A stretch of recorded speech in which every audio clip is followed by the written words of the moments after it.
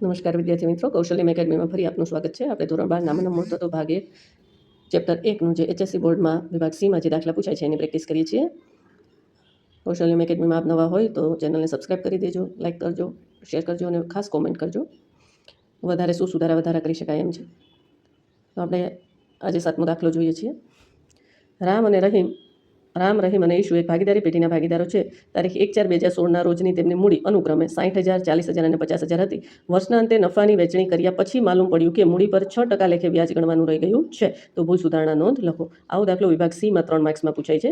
આ દાખલાની ગણતરી કરવાની રીત મેં અગાઉના વિડીયોમાં મૂકેલી છે, આપ ચેનલ પર જોઈ શકો છો. અત્યારે આપણે આ દાખલાની પ્રેક્ટિસ કરીએ છીએ. તો સૌ પ્રથમ શું કરવાનું, તો રામ, રહીમ અને ઈશુની જે મૂડી છે એ જોઈ લઈએ. તો રામની છે 60,000, રહીમની છે 40,000 અને ઈશુની છે 50,000. એના પર 6% લેખે વ્યાજ ગણીએ તો 6% લેખે રામનું છે 3600, રહીમનું છે 2400 અને ઈશુનું છે 3000. આ ત્રણેય વ્યાજનું ટોટલ થાય છે 9000.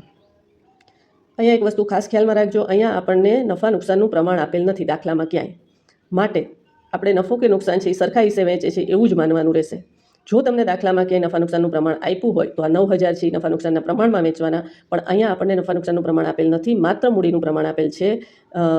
મૂડી પર વ્યાજ કેટલું ગણવાનું છે એ જ આપેલું છે. માટે નફો કે નુકસાન છે એ સરખે હિસ્સે વેચશે એવું માની લેવાનું છે. બરાબર. તો આ 9000 છે એ દરેક ભાગીદારને સરખે હિસ્સે વેચીએ તો રામના ભાગે 3000, રહીમના ભાગે 3000 અને ઈશુના ભાગે 3000. આ ત્રણેય નફામાં ઘટાડો કરશે.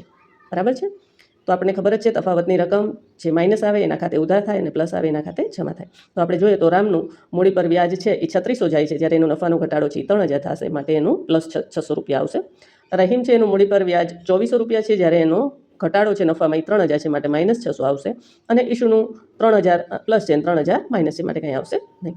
તો આની ભૂલ સુધારણા કેમ બનશે, આપણે અગાઉના વિડીયોમાં પણ શીખી ગયા છીએ. આજે ફરીવાર યાદ કરાવી દઉં કે જે ભાગીદારનું મૂડી ખાતુંનું તફાવતની અસર માઇનસ હોય એ ઉધાર થાય અને જે ભાગીદારનું તફાવતની અસર પ્લસ હોય એ જમા થાય. તો રહીમના મૂડી અથવા ચાલુ ખાતે ઉધાર, તે રામના મૂડી અથવા ચાલુ ખાતે જમા.